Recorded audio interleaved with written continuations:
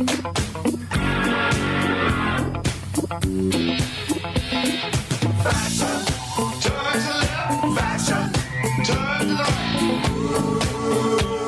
Orleans Fashion Week has catapulted careers into the national spotlight, like Romy Rowe,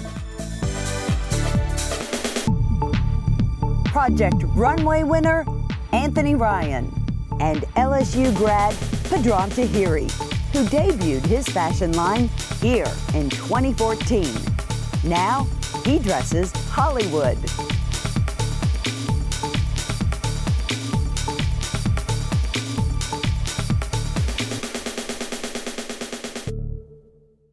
Actress Shanna Forrestal's a huge fan.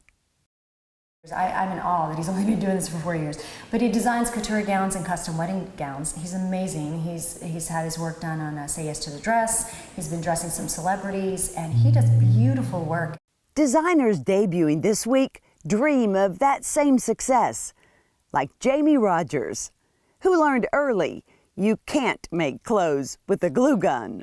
I've been sewing since I was about 5 after melting my Barbie's boobs off. My mom had to teach me how to sew.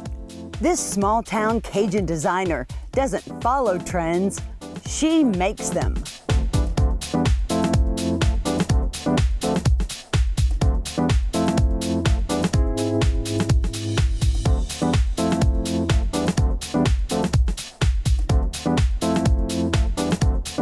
My line is recycled materials, so I'm really into the eco-friendly aspect. It's something that people have never seen before, and playing off of, the marsh conservation and eco-friendly materials, I really want to push that. I have a lot of French nods in my collection, Cajun French, of course, with my recycled materials, like that. So I really started to embrace my Cajun culture, and I just went with it. What is your favorite piece that's going to be in this week's show? So it's my first piece. It's very different. It's kind of my take on a dressy hoodie, because my collection is actually a play on athleisure. I don't know if you've ever heard of athleisure. I've heard of athleisure. Athleisure, so tights and stuff, but it's not realistic to wear tights during the day if you have a working job. So I played off on it and did athleisure. So these are clothes that women can wear to work. They're comfortable. They have a little sporty vibe to them, so you can literally leave work and go do anything you want after. Designers like Jamie are why Tracy Dundas founded New Orleans Fashion Week in 2011. A light bulb went off. We're in New Orleans, and amazing, creative.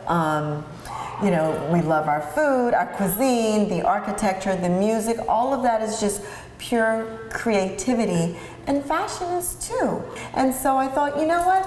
We need a platform. We need a chance for us to shine a little bit. 21-year-old LSU student Sakina Ashuru is one of the youngest designers on the runway this year.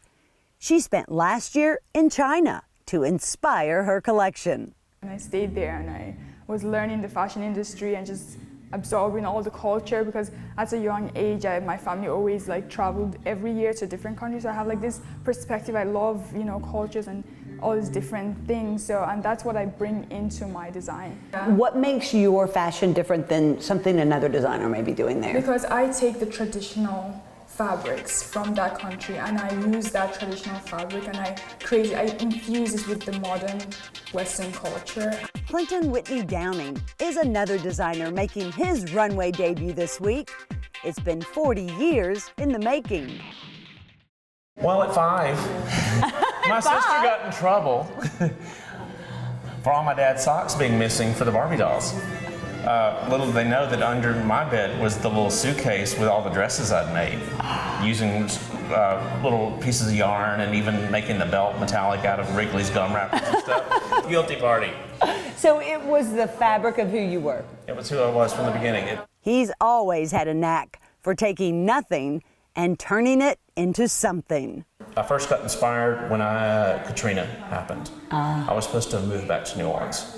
I came down, saw the wreckage, she'd been through this, and I started designing these art crosses. Picked up from pieces of wreckage, the slate, the pieces of wood, the nuts, the bolts, the screws, and started doing that stuff, and someone says, those are too beautiful, I wish I could wear something like that. So then it's, where? Let me see what I can do. What I have done is, back in the day, the socks, the rubber band, cinch waist, the Barbie dolls and stuff, it's a repurposed collection. And when I say it, it's a very art piece, very Basquiat, very Andy Warholish, very unconventional collection. I've used things from coffee filters to straws to rubber bands to trash bags to clothespins, balloons. Just look. This skirt, it's made of coffee filters. This one, ribbon. And here, paper cups. Colored drinking straws create this skirt. Magazine pages and plastic cups here. This purple dress is made of balloons. And this one, bubble wrap. Old VHS tape makes this skirt. And what's this? It's hard to tell at first, but those are metal window blinds, and the fans, paper plates. But here's his favorite. This swing skirt made from 3,500 black drinking straws. I want to call it trashing. Trashing. Well, but it sort of is. If you were to take the things, not that you go dig through the dumpster, but it's things you would find from the restaurant, from the hardware store, and all these things, and turning them something from art. Since most of these wouldn't be real comfortable to wear, Clinton has fabricated another idea too.